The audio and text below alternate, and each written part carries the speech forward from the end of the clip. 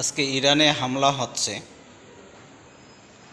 আজ Saudi Prince সে হাতে দেখেন চুরি পরে সে বসে আছে।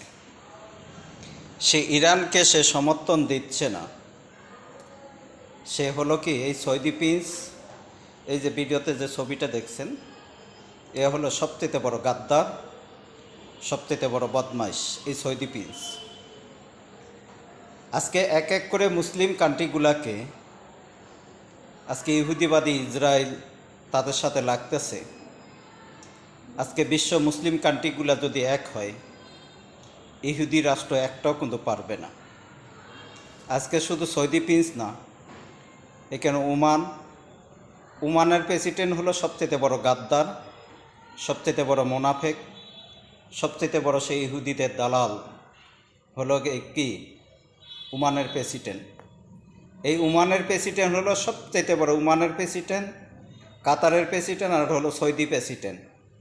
এগুলো হলো সবচেয়ে বড় বদমাইশ। এটা সবচেয়ে বড় হলো ইহুদিদের দালাল।